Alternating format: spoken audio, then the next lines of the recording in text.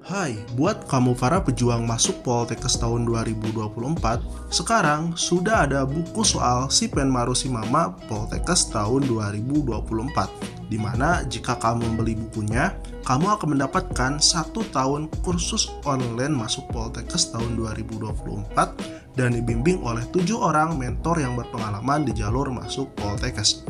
Kamu juga akan mendapatkan 2 kali tryout, grup diskusi, dan kanvas tote bag kekinian. Serta kamu akan mendapatkan kesempatan beasiswa pendidikan dari DMH Academy. So, jangan tunggu lagi, pesan bukunya dari sekarang juga. Oke, kita mulai dari soal yang pertama ya. Oke, kita terapkan tipsnya ya. Sebelum membaca paragraf tersebut, kita baca dulu teksnya, soalnya maksudnya. Soal tersebut, apa sih yang diminta dari soal tersebut?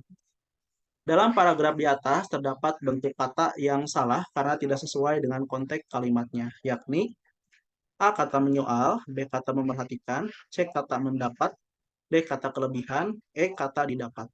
Oke, yang harus kita garis bawahi di sini adalah bentukan kata yang salah, yang tidak sesuai gitu ya dengan konteks kalimat. Kita baca paragrafnya. Apabila menyoal dan memerhatikan penempatan guru, khususnya guru di bidang studi, kita sering menemukan adanya masalah penempatan yang tidak sesuai dengan kebutuhan lapangan. Beberapa sekolah mendapatkan guru baru untuk bidang studi yang sudah cukup atau bahkan sudah kelebihan.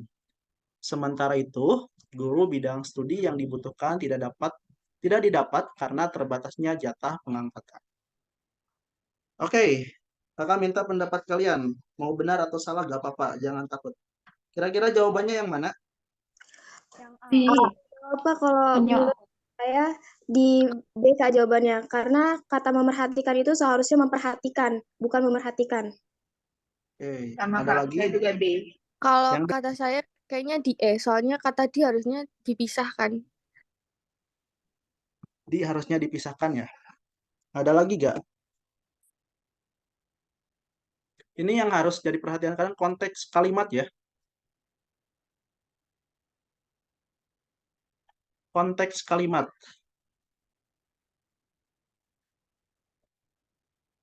Jadi pahami dulu konteks dari kalimatnya apa, apakah sesuai atau tidak gitu.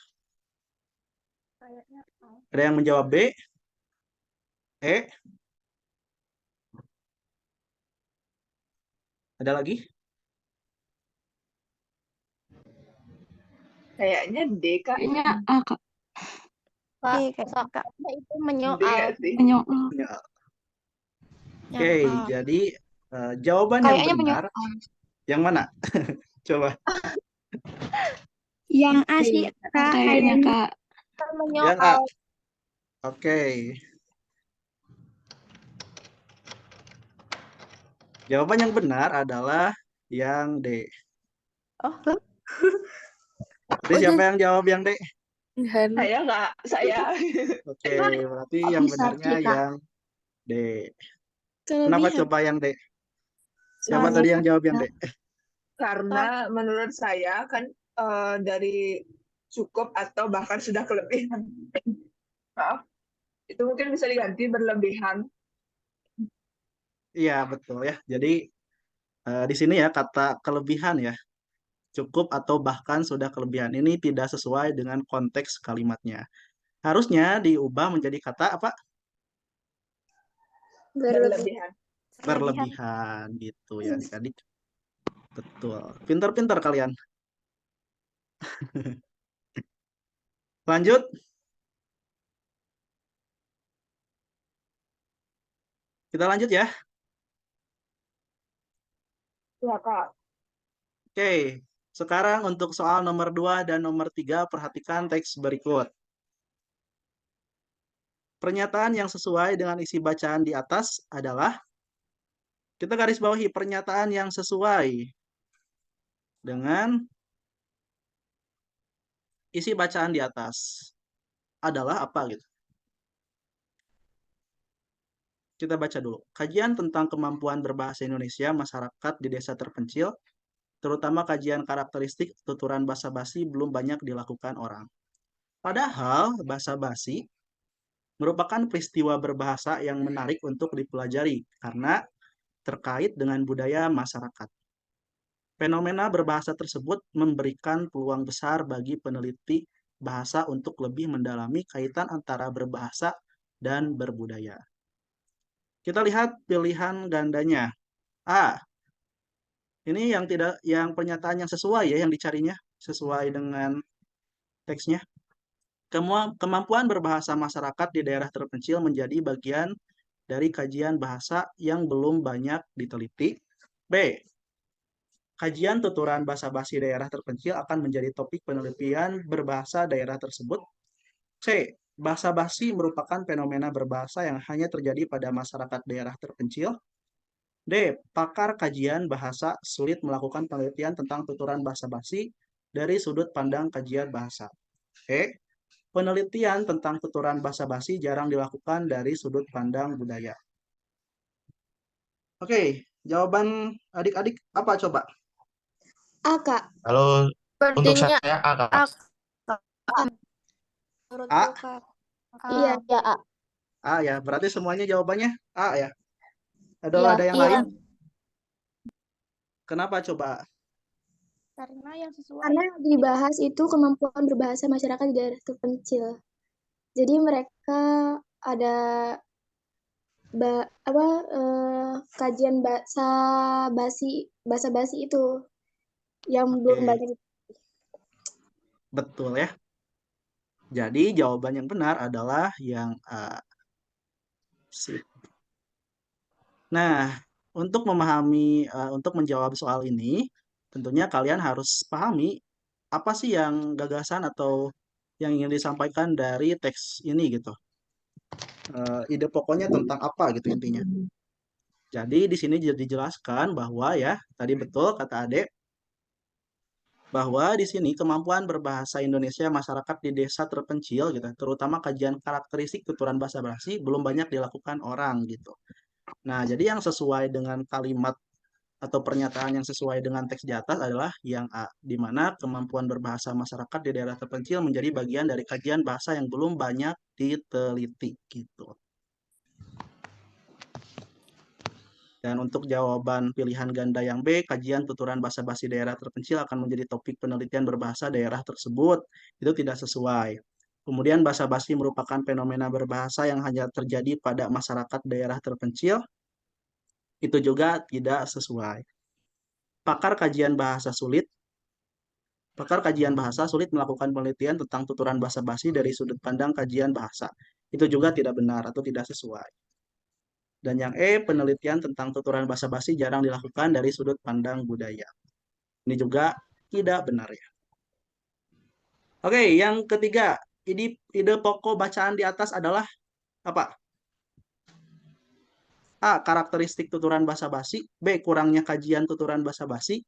C. Kaitan basa-basi dengan budaya. D. Penelitian budaya basa-basi. E. Kaitan budaya dan bahasa dalam komunikasi. D. Kalau D. untuk saya B, Kak. Kurangnya kajian Kalau tuturan basa-basi. D, Kak. Oke. iya, menurut saya juga B. Menurut saya juga B. B. B. D. B. Ada lagi opsinya?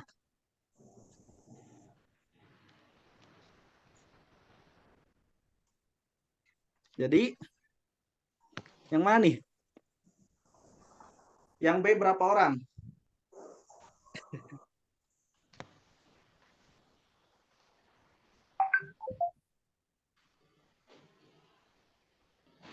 Rahma B katanya. Siti Dewi B. Adelia B. Lulu Kamila B. Wah, lumayan ya. Yang A.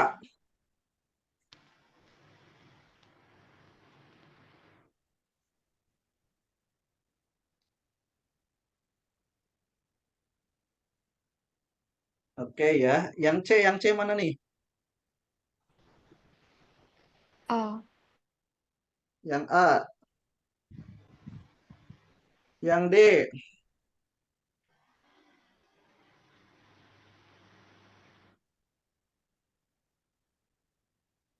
Penelitian website. Yang E. Gita. Oke, siapa lagi?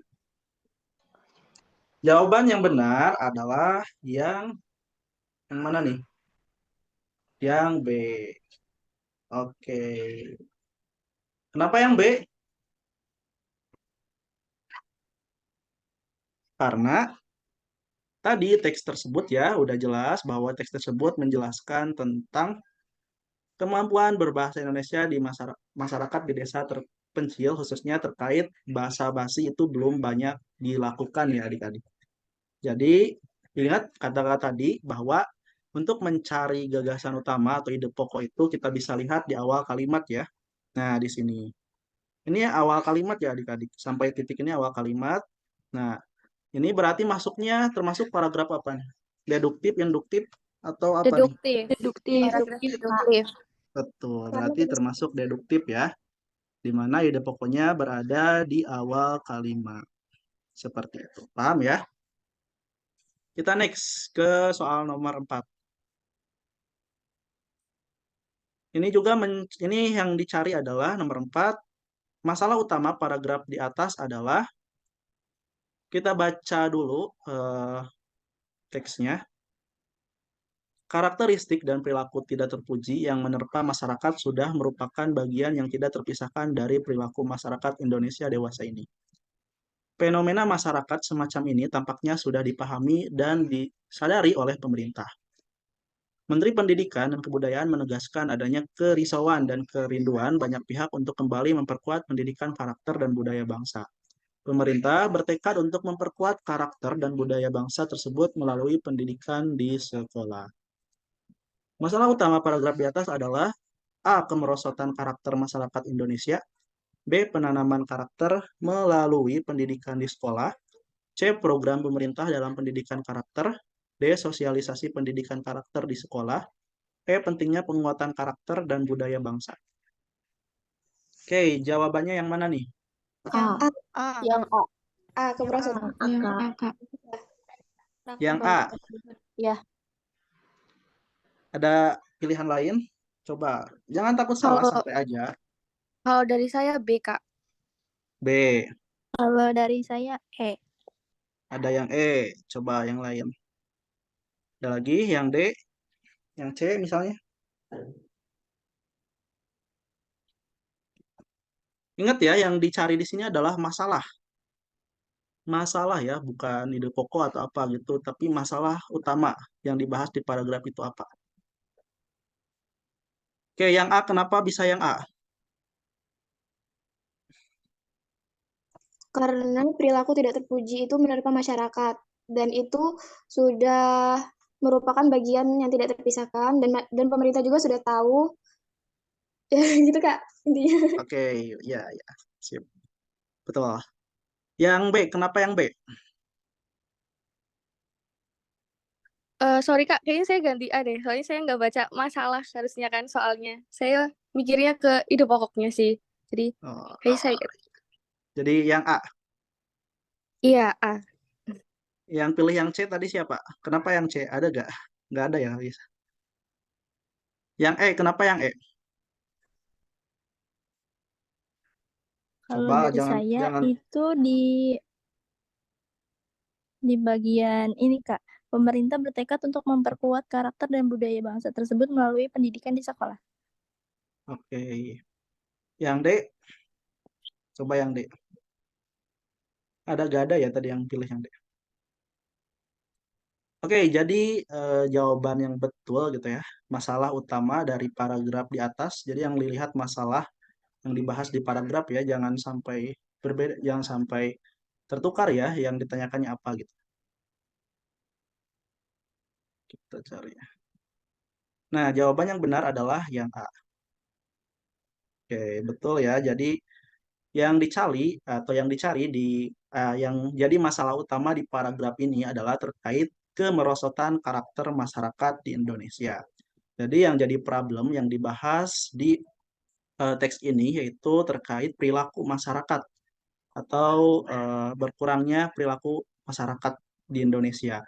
Sehingga nanti dibahas gitu ya, terkait oleh pemerintah, kemudian harus ada eh, solusi gitu ya dari Menteri Pendidikan dan lain sebagainya. Itu sebagai kalimat penjelas dan lain sebagainya. Seperti itu ya. Jadi harus bisa membedakan itu mana yang ditanyanya tentang masalah utamanya apa, ide pokoknya apa gitu ya, gagasan utamanya apa gitu. Kita harus baca dulu soalnya dan pahami betul gitu yang ditanyakannya tentang apa. Next, kita ke soal nomor 5. Oke, nomor 5 ini kita mencari ide pokok paragraf di atas adalah, kita baca dulu paragrafnya. Akhir-akhir ini banyak pemuda yang berperilaku kebarat-baratan dengan memakai anting di hidungnya. Fenomena yang menarik untuk diperhatikan dan dibahas. Sebagian orang menilai bahwa fenomena tersebut sebagai simbol kepedulian global yang dilakukan oleh para pemuda penduduk dunia saat ini. Di negara barat, bukan hanya pemuda melainkan juga beberapa orang dewasa memakai anting-anting di hidung, telinga, pipi, atau di bagian tertentu dari anggota badannya. Karena negara barat identiknya dengan budaya maju. Para pemuda di negara lain, terutama negara berkembang, ikut-ikutan melakukannya supaya dikatakan sebagai pemuda modern yang mengikuti mode saat ini. Ide pokok paragraf di atas adalah A. Pemakaian anting-anting, B. Fenomena mode para pemuda, C. Simbol kepedulian global, D. Pemuda di zaman modern, E. Sikap pemuda yang kebarat-baratan. Oke, jawaban yang mana? Yang dari Ada saya yang E, juga. ada yang B. Yang Oke, tadi siapa yang jawab yang A? Ya ada. Ada gak? Yang jawab yang B? Coba alasannya kenapa yang B? Ada gak yang jawab yang B? Santai aja, jangan takut. Gak ada ya? Yang C? Gak ada. Yang D? Gak ada ya? Yang E? Adelia, siapa lagi tuh yang mau bicara boleh? Yang angkat tangan. Kenapa yang E? Karena itu Kak udah terlihat di paragraf pertama. Oke, di Pemuda kalimat yang ya, kalimat pertama maksudnya. kalimat Di pertama. sini ya? Iya, pemuda yang berperilaku kebarat-baratan. Oke. Jadi betul ya jawabannya yang E.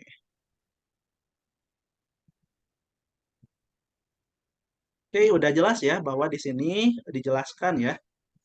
Kalau di kalimat awal ini ada kata banyak pemuda yang berperilaku kebarat-baratan dengan memakai anting di hidungnya. Nah, di sini banyak kalimat penjelasnya disebutkan dan dijelaskan gitu. Oke, ini masuk ke paragraf apa jenisnya? Deduktif sama. Deduktif. Deduktif. Betul ya, ini masuk ke paragraf deduktif. Oke. Kalau misalnya kalian tidak menemukan ide gagasannya di kalimat awal, kalian bisa carinya di tengah atau bisa di akhir dari kalimat tersebut, dari paragraf tersebut.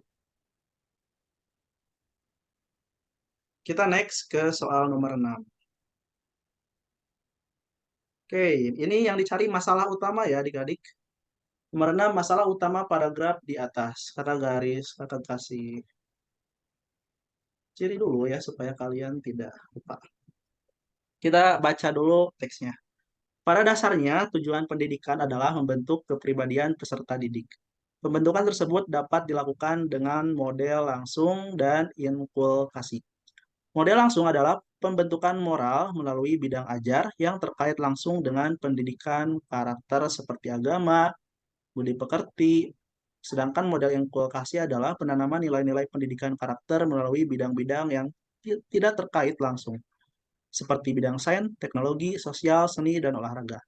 Idealnya, setiap mata pelajaran mempengaruhi cara berpikir dan bertindak peserta didik, sehingga ikut membentuk karakter. Masalah utama paragraf di atas adalah A. Pembentukan kepribadian peserta didik. B. Penanaman karakter melalui pendidikan di sekolah. C. Model-model pendidikan karakter di sekolah. D. Perlunya pendidikan karakter di sekolah. E. Pengaruh karakter terhadap cara berpikir peserta didik. Kira-kira jawaban yang benar yang mana? A. Kak, C. C. Yang A, yang C, A. yang D. Yang E, pengaruh Yang karakter E, Kak. terhadap cara berpikir Saya- peserta didik. Yang Iya, E. saya juga Kak. B, Kak. Yang E. Oke, kakak tanya.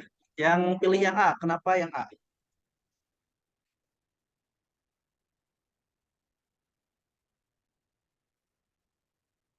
Tadi yang A siapa? Coba alasannya kenapa? Jangan, kan kalian pasti ada alasan gitu. Pilih jawaban tuh jangan sampai menebak-nebak kan ya. Meskipun mau benar atau salah, yang penting kita ada alasan gitu. Yang A siapa? Kenapa yang A? Karena udah terlihat dari itu, Kak, di paragraf pertama, tujuan pendidikan tersebut untuk membentuk kepribadian peserta didik. Tuh. Oke. Yang B, siapa yang B?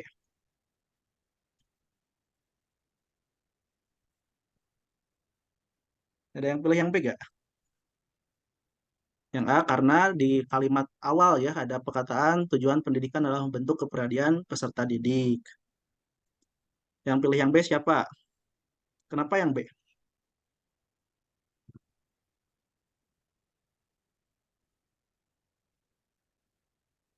Atau yang pilih yang C siapa? Saya Kak, saya pilih C karena Halo. Ya, Karena- siapa? langsung dengan Oleh. pendidikan karakter. Oke, yang C karena Model-model pendidikan karakter di sekolah, Kak. oke ya, dijelaskan mungkinnya di teksnya ini ada terkait model-model pendidikan karakter di sekolah ya. Iya, betul Kak. Oke. Yang D, siapa yang D?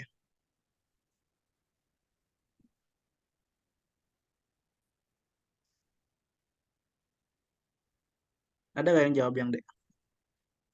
Nggak ada. Yang E deh, siapa yang jawab yang E? Kenapa yang E? Gita, boleh yang angkat tangan. Karena udah kelihatan dari kalimat akhirnya itu, Kak. Oke, Cara ini berpikir ya. dan bertindak. Ini ya. Ya, Gimana? Maksudnya gimana? Kalimat akhirnya ada apa? Itu kan udah di jelas kalimat Kak. akhir.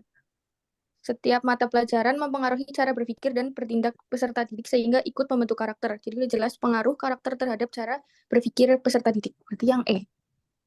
Oke. Jawaban yang benar yang mana? Jawaban yang benar adalah yang E ya, betul. Sip. Jadi, kalau kita lihat ya di sini di teks ini yang dicari, yang ditanyakan di sini kan kita mencari masalah yang dibahas di paragraf ini. Jadi, kira-kira teks ini menjelaskan tentang apa gitu, masalah yang dibahasnya tentang apa. Nah, di sini di kalimat awal itu udah dijelaskan tentang membentuk kepribadian peserta didik. Ini dilakukan dengan model-model ya dari langsung, inklusi, dan lain-lain. Nah, yang jadi masalah dari teks ini adalah betul, yaitu tentang cara berpikir atau setiap mata pelajaran yang diajarkan itu mempengaruhi cara berpikir dan bertindak peserta didik sehingga ikut membentuk karakter. Jadi, pokok masalah yang dibahas ini adalah terkait pengaruh karakter terhadap cara berpikir peserta didik di sekolah. Seperti itu ya. Betul, yang jawab yang E, betul yang E. Paham? Kebayang Paham, nggak? Kak. Paham ya? Paham Kak. Yang ditanyakan adalah masalah utamanya ya. Problem, kan problem pasti ada solusi. Kalau model-model itu juga betul, tapi tidak sesuai dengan pertanyaan yang ini. Yang dicari adalah masalahnya. Masalah yang dibahas di teks itu tentang apa sih gitu. Oke, kita next ke soal nomor 7 sampai 9. Perhatikan teks berikut. Nah, kakak baca terlebih dahulu pertanyaannya ya. Nomor 7, kalimat topik paragraf pertama adalah kalimat A1, B2, C3, D4, E6. Yang ditanyakan, nah ini kan biasanya kalau tadi yang kita terapkan, kalau misalnya baca soalnya terlebih dahulu, kita tidak perlu misalnya di soalnya menjelaskan hanya mencari jawabannya di paragraf pertama. Jadi kita tidak perlu lagi baca paragraf yang lain. Supaya tidak menyita waktu gitu buat adik-adik. Nah, di nomor 7 ini kita harus mencari topik paragraf pertama ya. Ini berada di kalimat berapa gitu.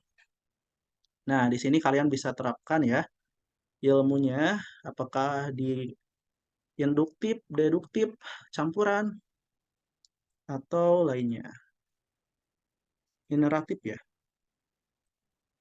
Kita baca dulu ya. Aduh, ini cepetan nih. Paragraf pertama ya ini. Ini kalimat pertamanya. Generasi hari ini berbeda dengan generasi sebelumnya karena generasi hari ini lahir di tengah kecanggihan teknologi digital sehingga mereka dimanjakan game online dan media sosial. Sejatinya, smartphone mendukung proses belajar mengajar sehingga proses transfer of knowledge dan pembinaan karakter dan keterampilan berjalan lancar. Namun, kita juga sering menjumpai remaja yang berbeda dalam sebuah forum tanpa berkomunikasi satu dengan yang lain, karena asik dengan dunianya sendiri.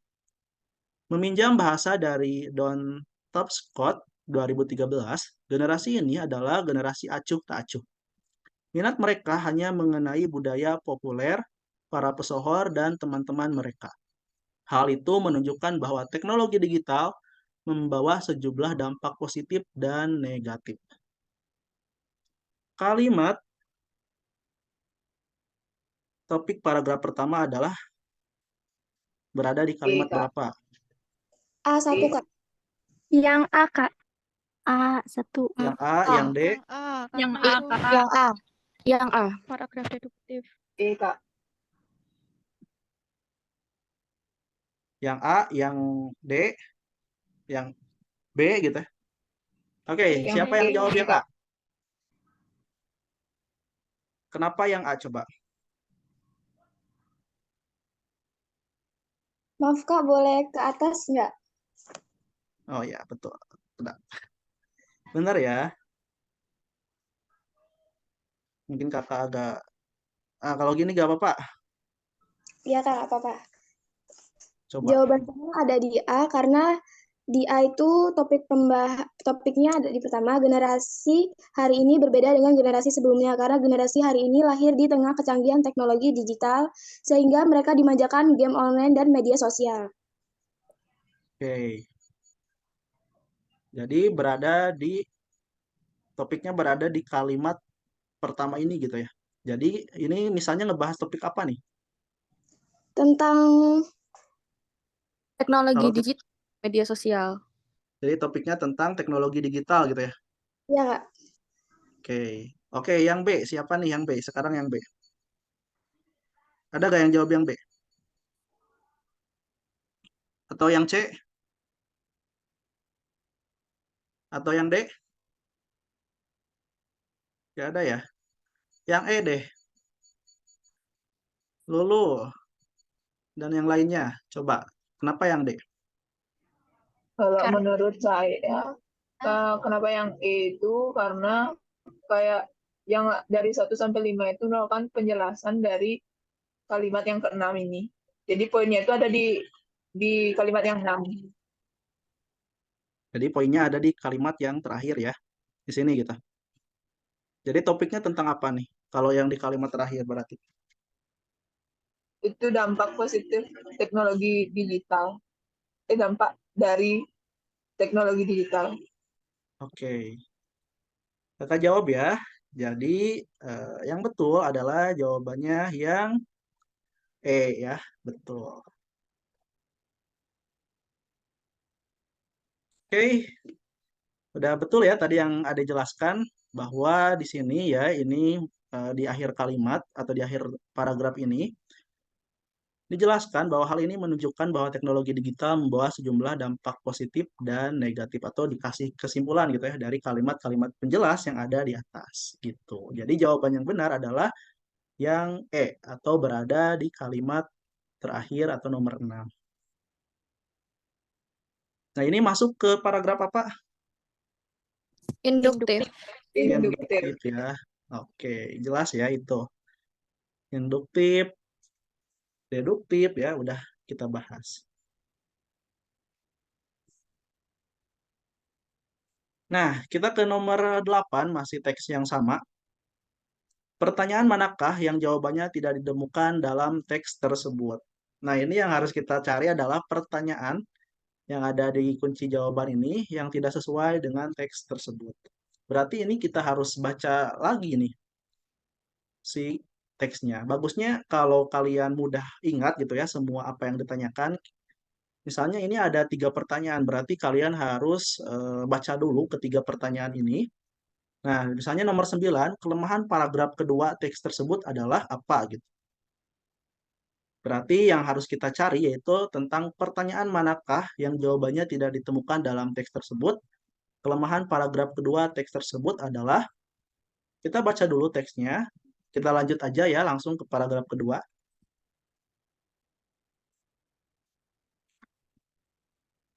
Menurut Pelder dan Solomon, 1993, pembelajaran di zaman informasi ini mempunyai kecenderungan gaya belajar aktif, sekuensial, sensing, dan visual. Fokus pembelajaran adalah pembelajaran seumur hidup, bukan demi ujian semata. Guru tidak perlu khawatir jika siswa lupa tanggal peristiwa penting dalam sejarah, karena mereka dapat mencarinya melalui buku dan web. Guru perlu mengajari mereka cara belajar yang baik dan mendorong mereka untuk gemar membaca dan menulis. Jadi, yang terpenting bukan hanya tentang apa yang diketahui ketika mereka lulus, melainkan juga untuk mencintai pembelajaran seumur hidup. Nah, kita cari jawaban yang nomor 8. Pertanyaan manakah yang jawabannya tidak ditemukan dalam teks tersebut? A. Apa keuntungan teknologi digital bagi generasi sekarang? Kira-kira tidak ditemukannya, jawabannya tidak ditemukan nih. Kalau misalnya kita bertanya dan jawabannya ada nggak di teks tersebut gitu. Kita kasih ciri dulu ya, jawabannya tidak ditemukan. Apa keuntungan teknologi digital bagi generasi sekarang? Apakah ada jawabannya di teks tersebut? Ada. Ada ya, tadi dijelaskan ya bahwa teknologi digital ada manfaatnya gitu. B. Mengapa generasi sekarang berbeda dengan generasi sebelumnya? Apakah Ada. ada ya? Ada. Ya, Itu ada. ada dijelaskan di teksnya gitu ya. Yang C. Di manakah generasi sekarang bisa menggunakan teknologi digital? Ada. Ada nggak? Coba kita cek ya. Nggak ada. Generasi hari ini berbeda dengan generasi sebelumnya. Ada nggak nih? Kalau kita lihat ya, coba. Nggak ada kayaknya, Kak. Nggak ada ya? Nggak ada, Kak. Nggak ada penjelasan misalnya harus ke warnet atau ke mana gitu ya, cari wifi gitu. Nggak ada Nggak ya? ada. Nggak ada. Berarti udah pasti jawabannya yang benar adalah yang C. Oke, gitu ya. Kita cari jawaban nomor 9. Kelemahan paragraf kedua teks tersebut adalah A. Data tidak dipaparkan dengan jelas dan menyeluruh. B. Hal yang harus dilakukan guru dalam mengajar tidak dikemukakan. C. Pentingnya pembelajaran seumur hidup tidak dijelaskan. D. Gaya belajar sensing, sekuensial, dan visual tidak dijabarkan. E. Manfaat web dalam pembelajaran tidak dijelaskan. Kelemahan paragraf kedua. Kira-kira yang mana nih? Kalau saya Kak, manfaat web itu. Manfaat web tidak dijelaskan. Yang lain? Yang mana? Coba. Yang A kah? Atau mau lihat dulu paragraf keduanya? Nah, Lihat dulu Kak, boleh? ini ya. Menurut Peodan dan Solomon, pembelajaran di zaman informasi ini mempunyai kecenderungan gaya belajar aktif, sekuensial, sensing, dan visual. Fokus pembelajaran adalah pembelajaran seumur hidup, bukan demi ujian semata. Guru tidak perlu khawatir jika siswa lupa tanggal, peristiwa penting dalam sejarah, karena mereka dapat mencarinya melalui buku dan web. Guru perlu mengajari mereka cara belajar yang baik dan mendorong mereka untuk gemar membaca dan menulis. Jadi yang terpenting bukan hanya tentang apa yang diketahui ketika mereka lulus, melainkan juga untuk mencintai pembelajaran seumur hidup. Pilihannya, data tidak dipaparkan dengan jelas dan menyeluruh. A. B-nya, hal yang harus dilakukan guru dalam mengajar tidak dikemukakan. C. Pentingnya pembelajaran seumur hidup tidak dijelaskan. D. Gaya belajar sensing, sekuensial, dan visual tidak dijabarkan. E. Manfaat web dan pembelajaran tidak dijelaskan. Yang mana? Kalau dari saya D. Yang D Kak. Dari saya Ada juga D. Yang Kalau menurut saya sensing yang D. yang E, yang D, D Kak. yang A ada gak? D. Yang E, yang B, Yang D, Kak. yang C. Oke, jadi jawaban yang benar adalah yang D ya. Oke, kenapa? Coba ada yang bisa jelaskan ya kenapa yang D? Karena di situ ada gaya bicara Ya, gaya Tial belajar ya. sensing visual. Ya, tapi tidak semua orang paham dengan gaya belajar itu. Oke, berarti betul ya jawabannya yang D. Ingat ya, kalau misalnya melihat kelemahan paragraf, kira-kira di paragraf tersebut apa aja nih yang misalnya belum tersampaikan dengan sempurna atau belum optimal gitu ya. Nah, di paragraf itu kita bisa lihat bahwa di sini dijelaskan tentang gaya belajar oleh si orang pakarnya tersebut. Di mana ada belajar sensing, sekuensial, dan visual itu tidak dijelaskan apa sih tentang gaya belajar ini gitu. Seperti itu. Ingat untuk mencari soal-soal atau mencari jawaban tentang kelemahan-kelemahan ini yang paling penting kalian pahami apa aja yang disampaikan di teks tersebut dan kira-kira apa aja yang belum tersampaikan tapi dibahas di teks tersebut gitu. Kelemahannya jadi apa gitu. Atau misalnya dari bahasanya yang kurang pas atau tidak baku dan lain sebagainya. Oke, yang terakhir nih, soal yang terakhir, yang nomor 10. Ini cukup banyak ya teksnya. Apa judul yang paling tepat untuk teks tersebut? Ini kita harus membuat judul ya adik-adik.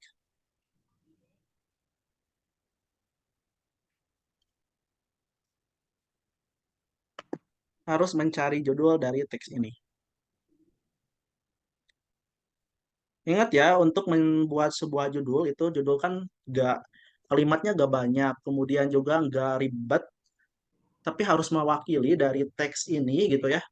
Kira-kira yang sesuai dengan apa yang dijelaskan di teks ini, apa gitu judulnya. Kita baca dulu. Rumput laut merupakan komoditas unggulan yang memiliki peluang paling besar untuk dapat mengatasi persoalan kemiskinan. Komoditas ini juga diharapkan dapat menjadikan Indonesia sebagai bangsa yang maju dan makmur. Pernyataan tersebut berdasarkan 6 alasan berikut. Pertama, teknik produksi budidaya rumput laut relatif mudah dan murah. Risiko gagal panen rendah, produktivitas tinggi, dan panen bisa dilakukan setiap 45 hari. Kedua, rumput laut dapat diproduksi secara massal dengan jumlah yang besar. Tiga, harga jual rumput laut kering cukup tinggi, sekitar 5.000 sampai 6.000 per kilo. Keempat, rumput laut dapat dengan mudah diproses menjadi bahan jadi untuk industri farmasi, kosmetik, makanan, dan minuman, serta beragam industri lainnya. Kelima, pasar untuk rumput laut sangat besar dan terus meningkat.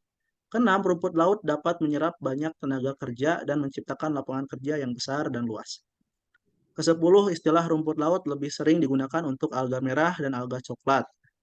Sebagai sumber alginat, maka alga coklat banyak hidup di wilayah perairan dingin. Ada beberapa alga coklat yang memiliki nilai ekonomis tinggi yaitu Sargassum dan Lamanira.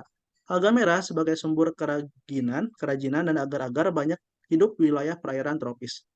Alga merah memiliki nilai ekonomis yang lebih tinggi ketimbang alga coklat. Sebanyak 50% produksi rumput laut di dunia berupa rumput laut coklat. 30-30% rumput laut merah dan 17% rumput laut hijau. Pada 2007, produksi rumput laut merah di dunia mencapai 5,9 juta ton. Dibandingkan tahun 2006, produksi 2007 mengalami peningkatan 11,5%.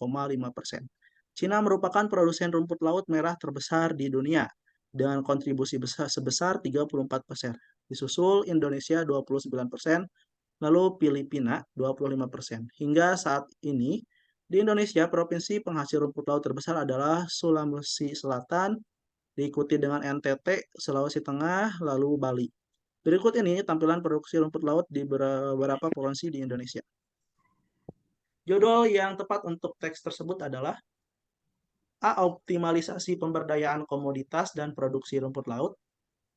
B. Manfaat, jenis, nilai ekonomis, dan tingkat produksi rumput laut. C. Pengaruh pasar rumput laut terhadap penyerapan tenaga kerja. D. Dampak budidaya rumput laut dalam pengentasan kemiskinan. E. Hubungan nilai ekonomis dengan ketersediaan rumput laut. Jawabannya yang mana kira-kira? Menurut saya yang E. A, Kak. Yang E, yang A, B. yang B, A. yang A, yang E, yang B. Ada yang C?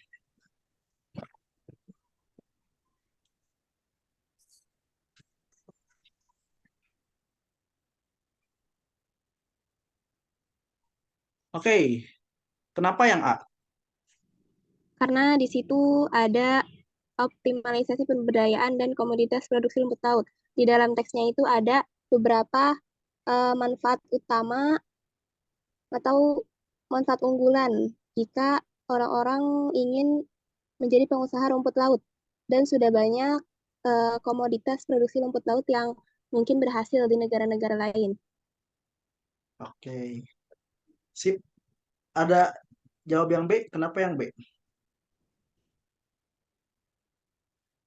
Ada yang jawab yang C, kenapa yang C? Atau yang jawab yang D, kenapa yang D? Atau yang E, kenapa yang E? Coba berbicara. Menurut saya yang E itu karena di paragraf ketiga paling akhir tuh kan dijelaskan tentang alganya. Kan alga itu nama lain dari rumput laut ya Kak. Nah, dia memiliki nilai ekonomis lebih tinggi ketimbang alga coklat ya, alga merahnya. Sedangkan di paragraf yang terakhir, di kalimat terakhir itu dijelaskan bahwa hingga saat ini bahwa di Indonesia provinsi penghasil rumput laut terbesar adalah Sulawesi, diikuti NTT, Sulteng, lalu Bali. Nah, di situ menurut saya itu ada hubungannya nilai ekonomis dengan ketersediaan rumput laut. Oke. Nah, kita di sini mencari judul yang bisa mewakili dari teks tersebut. Oke. Jawaban yang benar adalah alasan kalian semua gitu ya. Di sini udah masuk akal semua karena mewakili dari teks-teks tersebut, tapi kita harus mencari yang sesuai atau yang lebih tepat gitu ya dengan teks tersebut gitu. Jangan sampai mewakili beberapa paragraf atau teks, tapi semua paragraf itu harus diwakili oleh judul ini.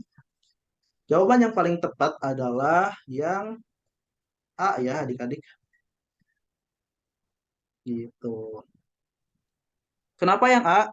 Karena di sini dijelaskan YA adalah judulnya optimalisasi pemberdayaan dan komoditas produksi rumput laut. Jadi di sini udah dijelaskan optimalisasi pemberdayaan, berarti dijelaskan tuh dari nilai pemasarannya, ekonomisnya, kemudian ketersediaannya, kemudian komoditas produksi rumput laut. Berarti produksi rumput laut itu ada di mana aja sih, kemudian menghasilkan berapa aja, dijelaskan. Jadi yang mewakili semua dari paragraf ini ya adalah yang A ya. Gitu. Jelas? Jelas, Kak. Jelas ya? Oke.